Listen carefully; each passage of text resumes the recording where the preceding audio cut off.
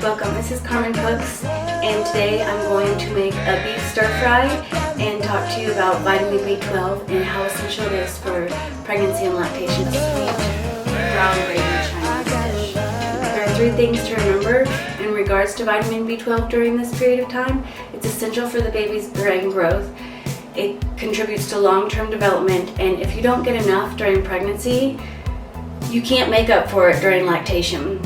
I'm going to go ahead and start prepping my vegetables. The first thing I want to do is I have onions, I have carrots, I have a red onion, I have some carrots, I have ginger, cauliflower, and later, it's not necessary, but on the side I'm going to put some Swiss chard, garlic, soy sauce, molasses, tapioca flour, some orange juice if you like. And I'm going to add coconut oil to my pan. Coconut oil is a saturated fat, but it's metabolized a little bit differently on the body than butter. B12 plays many roles in the body. One of its largest roles is in regards to brain health and the nervous system function. B12 plays a role in myelination, which is the fibers, or it's really a fatty acid layer or sheath that wraps around the nerves, and it's all actually just like an onion. So you have the middle of your onion would be your nerve, and then all these rings around it, those are the rings of myelin, and that increases the conduction speed from node to node of the neurotransmitters, so it more quickly reaches the axon or the dendrite, whether it's sending or receiving signals. Dendrite if it's receiving, axon if it's sending. B12 is crucial for the formation of myelin. B12 also plays myriad roles in the body, such as helping to return methionine into the proteins that the body needs. B12, one of its biggest roles is in brain growth and brain health, and that's why it's a very important nutrient to keep in mind if you want to have the healthiest brain for your baby. Ooh, those onions burn! B12 plays a huge role in genetic expression.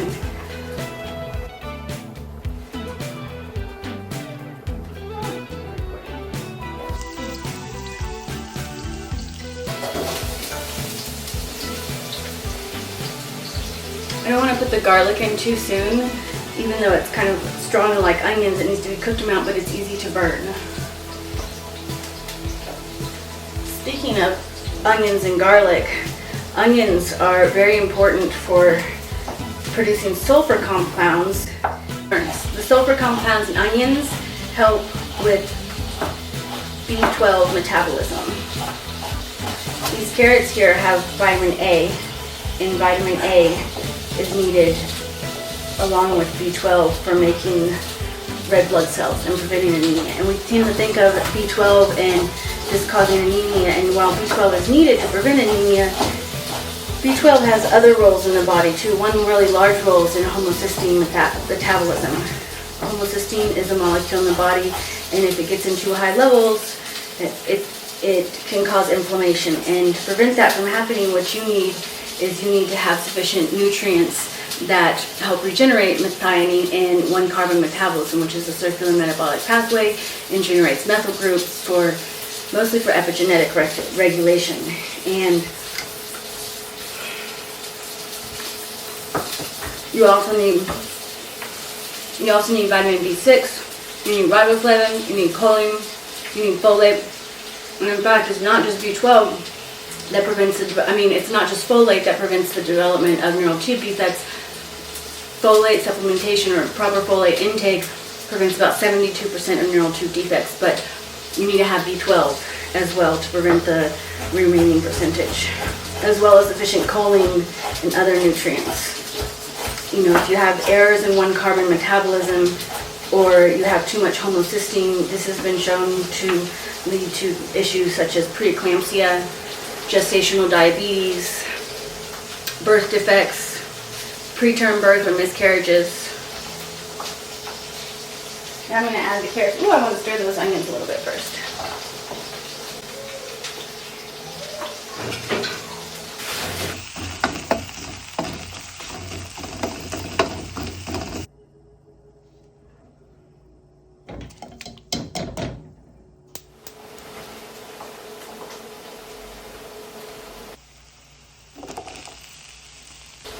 one role of B12 in regards to homocysteine generation to methionine, this is a crucial process not just for generating methyl groups for one carbon metabolism and using for epigenetic regulation, but also for making neurotransmitters and proteins in the body, key molecules that your body can't function without having sufficient levels.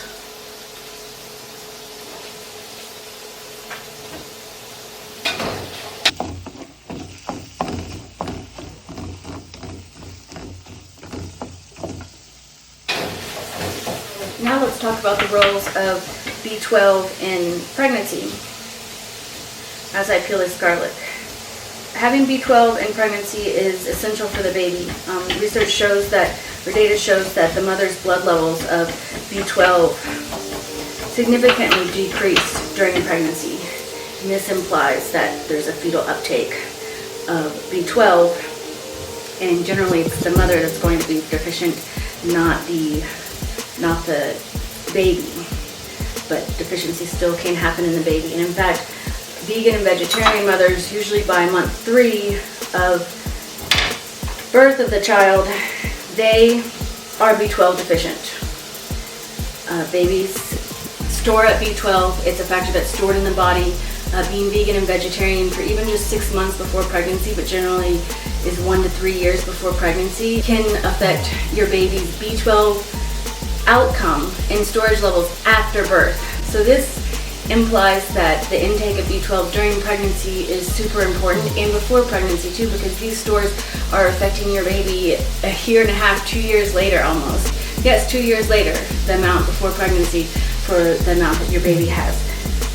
And if you don't get enough, you can't make up for it during lactation because of the way that B12 is used and stored and metabolized in the body. B12 is crucial for growth of the baby, for generating the methyl groups that are responsible for epigenetic regulation. B12 helps produce the methyl groups, like I mentioned previously, from homocysteine metabolism. And these methyl groups play a huge role in DNA outcomes. Lost my thought. I was thinking about how ginger is going to help with our metabolism by improving gut health. And the garlic is going to feed the gut bacteria, which can synthesize B12. So there is some innate synthesis of B12 in a person's body. If you don't have enough methyl groups generated, or if you have some faulty metabolism, you're not going to have the proper epigenetic regulation. And epigenetic regulation is the expression of the genes.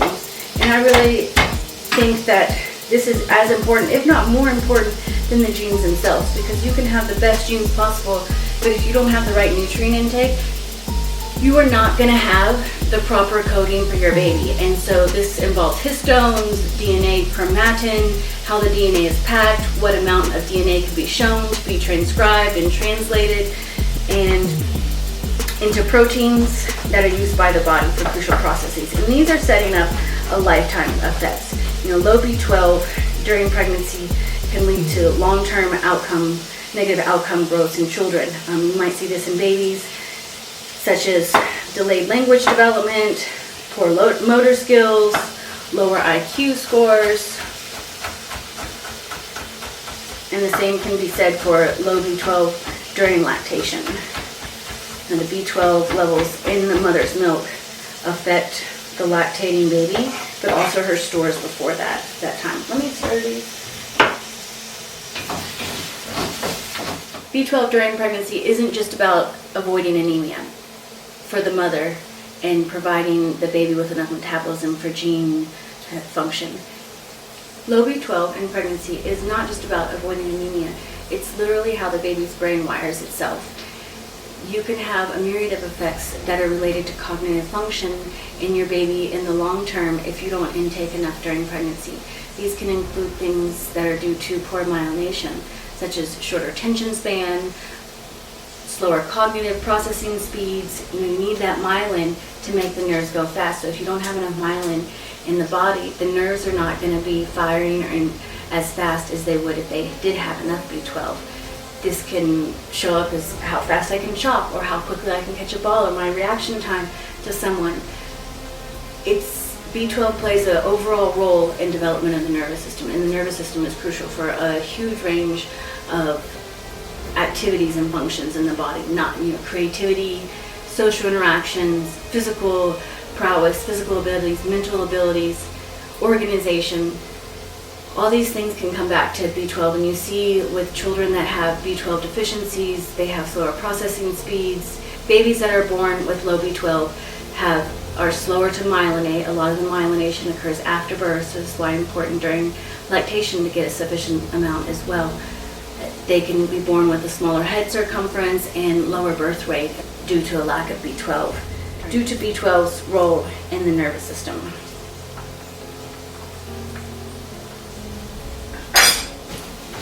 You want to get the onions lightly browned and the carrots slightly caramelized as well. That brings out the sugar, and the sugars in this recipe, we're taking advantage of the sugars that are naturally going to come out in the onions and the carrots due to the heating process of the sugars. It causes the release of the sugars from the vegetables, and you taste it. And we're going to also add molasses in. And this whole process is going to take about 20 to 30 minutes of cooking the carrots and onions over low heat. I'm going to add my cauliflower into the pan.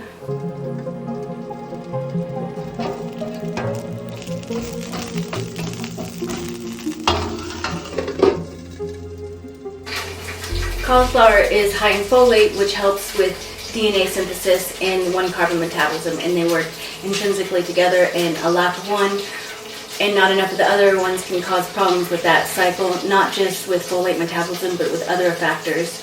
We've seen if you watch the folate video, you can hear about how the wrong levels of folate combined with the wrong levels of B12 in supplement form can increase risk of autism. So check out that video if you haven't watched that. I got my ginger here, and I'm going to grate that up. I want to ask ourselves, well, what do we do in lactation if our baby is deficient? Deficiency in mother's milk and in her diet will show up by a deficiency in the breast milk. And there's a number of signs of your baby being deficient in B12. And have you ever known one of those, I don't want to say those because I used to be vegan, but a vegan mother and her baby just seems so difficult, crying and whining, not very interested in all the playing and not engaged with everything, not engaged well with another child, really irritable, not speaking well, seeming difficulty with their pronunciation, difficulty putting the language together. Their mother may understand them, but you have no idea what they're saying because it's just babble. A lot of these things can be due to B12 deficiency.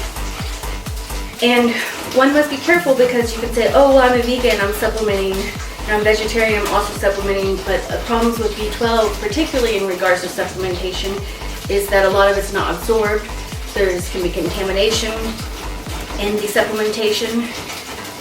Now you can supplement with levels, if you're vegan, you should be supplementing 25 to 50 micrograms a day, vegetarian, perhaps 10 to 25 micrograms per day. If you're missing intrinsic factor, it's way higher, up to 1,000 milligrams, 500 to 1,000 milligrams. But in general, you need to be getting B12 from food sources because there are problems with absorption in B12 in terms of supplements. Now the day RDA is much lower than these supplement levels because of that. That's why the supplements are so much higher than the RDA. But you also want to be careful because too high amount, if you're also supplementing folate, can also cause developmental problems with your child and lead to issues, possibly such as the development of autism. Now, if you see these issues, if you have a low animal diet and you're skipping things in the manual in regards to eating the eggs or the sardines, or you're not eating fish on the weekends, you should be eating fish on the weekends. You should be eating fish often, wild fish, but mollusks are especially a great source of B12. 3 ounces of mollusks have 900% of your RDA for pregnancy and lactation.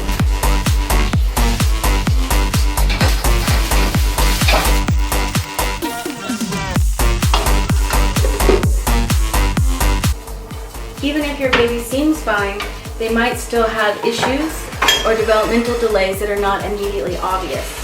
So I'm going to take here and I'm just going to chop my meat. I've got this nice grass-fed meat or beef is particularly high in B12. It has 7 times the amount of B12 that chicken has.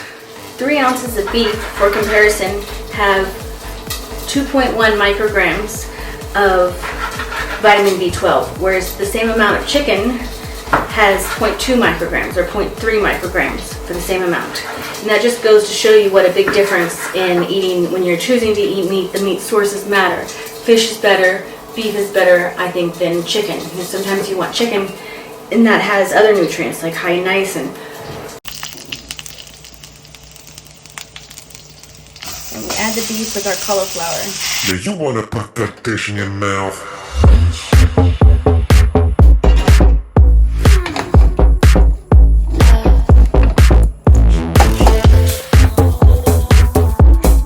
And we'll add a little bit of molasses, about a 1/4 cup, 1/8 to 1/4 cup, depending how sweet you like it. Molasses is high in iron, which helps with red blood cell synthesis along with B12. And then we're going to add some orange juice. The oranges and the vitamin C and the oranges help liberate the iron.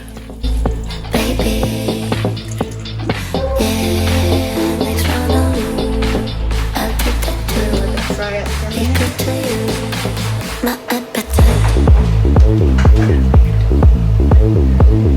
As we continue, we're going to add some Swiss chard to the side of this. And Swiss chard is very high in folate. Folate and B12 are 2 nutrients that need to be in balance in the body. And that's a lot of problems with the vegan diet, is if it's natural especially, and you're supplementing too high in folate, not enough B12. Not that there's too much folate, it's out of balance folate. And I'm going to add this in to water. And our high folate Swiss chard. Swiss chard is always very high in calcium as well. And that's where I consider about getting my calcium is from greens, not from dairy. Of course, I like a little dairy here and there. A slice of Parmesan cheese is a late night snack, a little treat. It's not a bag of Doritos. The RDA for pregnancy and lactation came from data on 4 babies in the 1950s, where they made assumptions about that 50% of B12 is stored in the baby's liver. And they didn't account for metabolic changes or differences in the mother during pregnancy. And they took this data based on the assumption that 50% is stored in the liver and said this is how much a fetus needs to accumulate. They broke that down. They made the EAR, then from that they added a 10% variation, coefficient variation. These are just numbers to allow for changes in the data or changes in different people. And then they developed the RDA, and they added that number onto the adult RDA. So really we don't know how much B12 you need during pregnancy, because we're taking it from 4 studies, and even the most recent RDA guidelines that were published in 2021 to 2025, they don't even give this information. You have to look at the previous publications for this. So we're really guessing. We're guessing in the dark how much B12 a mother needs. Do we really know? No. Have we done animal studies? The data is not really there. They're not basing the RDAs on that. It looks that way for the lactation state as well. They had a study that had 9 women in Brazil, and they measured the B12 levels in their breast milk, and they said they were well nourished. We don't know what well nourished is. It's not defined. Are they high meat? Are they high dairy? Are they high vegetable? Are they high grains and lacking meats at all? We don't know. So what was their B12 levels years before? We know that the outcomes of the babies are affected by the mother's diet years and years previous, their diet previous. And that's why it's so important as a woman in your fertile years, a man too, but in terms of the woman, to be healthy several years before your pregnancy. If you're jumping into pregnancy after drinking, eating poorly, bad diet, smoking, and you're not making up for it with other healthy practices, like a super diet, then you're going to affect the B12 status of your baby and how it comes out and their developmental abilities. And this affects the population health at large, because if the population health at large is not consuming enough B12 based on faulty recommendations, based on lactation needs of 9 women, of 9 babies, based on based on the B12 levels of 9 babies and the B12 levels in the mother's breast milk. Now the RDA for people that are not pregnant in general is established based on the amount that your red blood cells need. Basically, as long as you've got good red blood cells and this certain level sustains the formation of proper red blood cells, that is valid. And the way that was measured it, and it's robust, I guess I should say. I don't know if it's valid, it's robust. But one thing we're not considering in pregnancy is in regards to that and how the RDA was developed for people in regards to red blood cells and the need for the red blood cells to have B12 is that pregnant woman's blood volume increases by 20%. How is that happening? More B12. So we see a real drop in B12 levels during the mother's pregnancy. And again, during lactation, there's so many different types of errors that can be introduced by basing our B12 recommendations on one study on 9 women on the average breast milk concentration that they had and extrapolating that to all women and serving millions and millions. So we really want a study of 9 women determining the B12 needs of millions of women during lactation. There's so many errors. There's type 1 errors, false positive, type 2 errors, false negative. We have small sample size. You don't even have statistical power in a study this big. To have statistical power, you need at least 50 to 100 participants, and usually robust studies that really establish something in science as important as the nutrient levels for women. But I guess women don't matter, where our body needs don't matter, and how to treat us doesn't matter because there's no science on that. But we'll have tons and tons, thousands and thousands of studies on heart disease and how to cure that when it really comes down from a bad diet. But we haven't studied that. You need 1,000, a study of 1,000. That looks good. When there's a study on heart proving the cause of heart disease, and it's got 1,000 participants and they follow them for many, many years, 10 years. Well, why aren't we following women for 3 years before pregnancy up until pregnancy, all the way up until their children are 3 years old, and measuring their average breast milk concentrations, and then the developmental outcomes in terms of developmental milestones, nervous system development, motor skills, language development. Why are we not looking at these things? Because this is having a huge effect on the population, the population's health in general.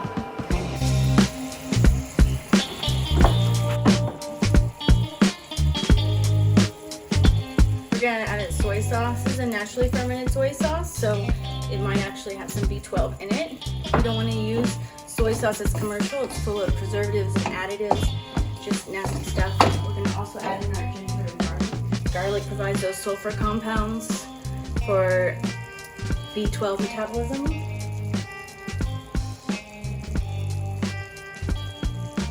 Ginger helps our gut health stay excellent.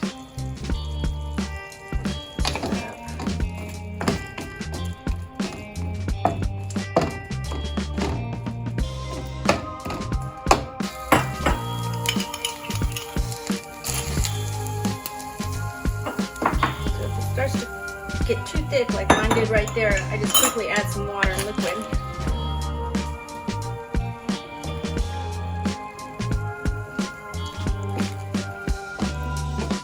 Dissolve all that. Add enough liquid. Stir it up.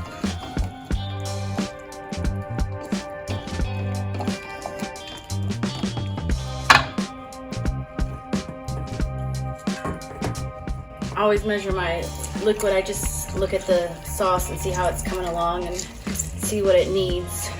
So I really measure things by eye, but I'll tell you my final ingredients. I used about 1/8 cup or 2 tablespoons of tapioca flour because I wanted more sauce than my last time, which gives me room to add orange juice, which before I just added a little bit of lime juice, and I thought what's going to make this dish even better is orange juice. That vitamin C in the orange juice liberates the iron in molasses. Molasses is one of the highest sources of iron, and I encourage it to be a regular part of a pregnant woman's diet, especially if she's plant-based. And I need daily intake. A half a teaspoon of molasses will go a long ways.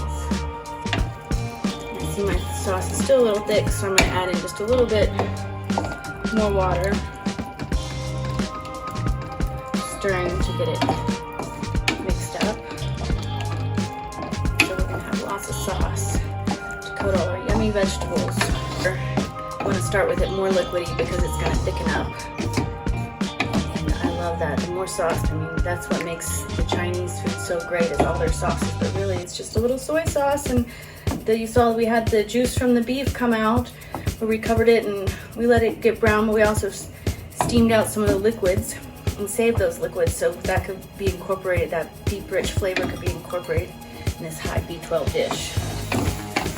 And when it gets to that stage where it started bubbling and simmering, see how I've got bubbles all over. Then I'm gonna add my carrots back in.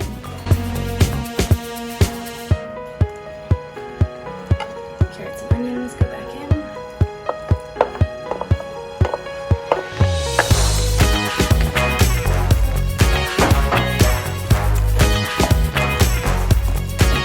And just remember, you don't have to eat meat all the time to meet your B12 needs.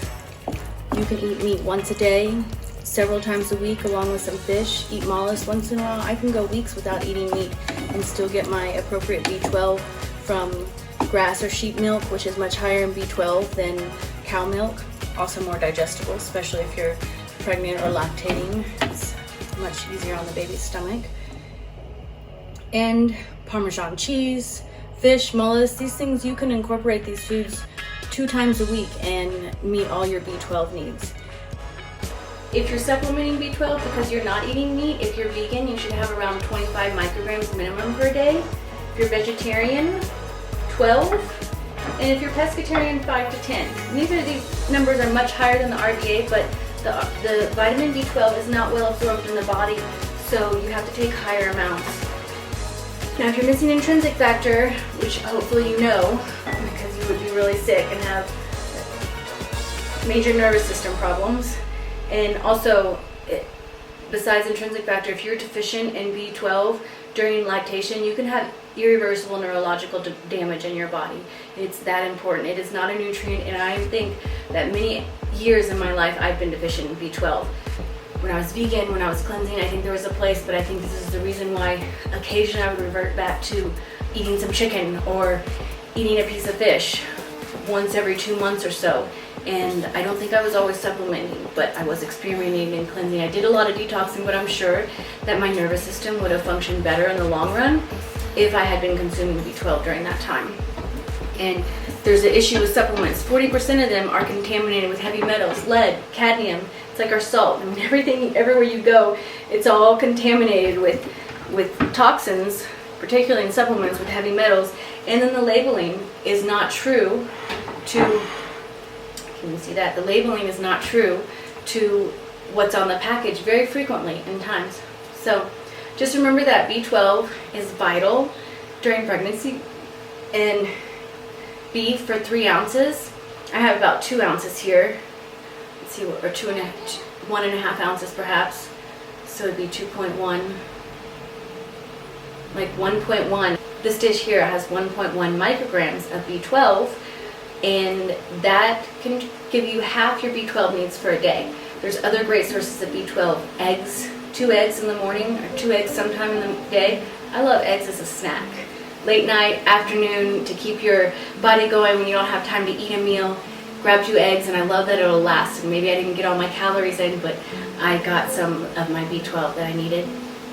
And it stays with you. It's not like a carbohydrate that burns off real fast. So that's a wonderful thing about eggs. Duck eggs are particularly high in B12.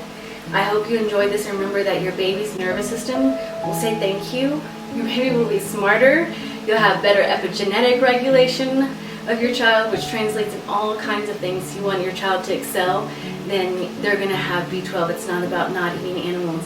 And I used to be on the bandwagon, we can't eat animals, but pregnancy and lactation, you absolutely must eat some animal products, and you must eat fish to get the nutrients you need for the development of your baby. And remember that our RDAs are not what they seem. Are they right? Are they not right? The data's still out on that, but what we can do is make sure we're at least getting that amount and having some animal products on a regular basis. I encourage eggs daily, fish twice a week, mollusks. You can eat 1 serving of 3 ounces of mollusks and have your B12 for 9 days, and just eat all plants during that time. I mean, why not? So I think we've got our Swiss chard. I like it bright green and not super cooked.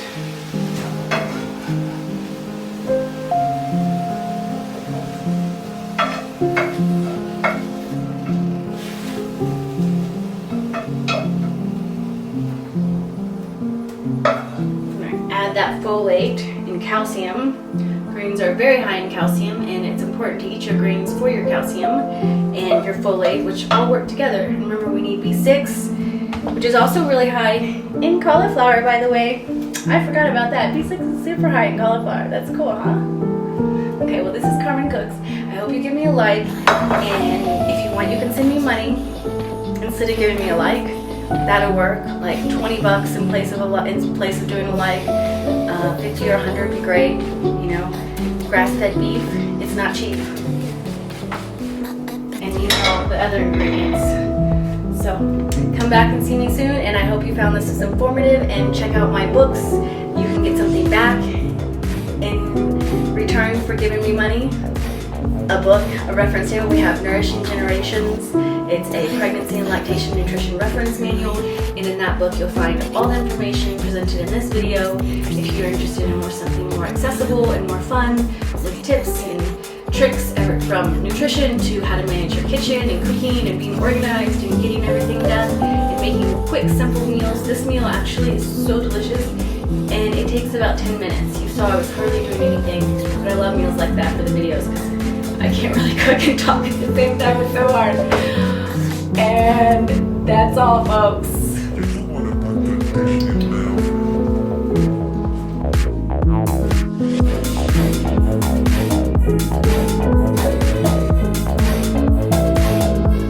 It's also about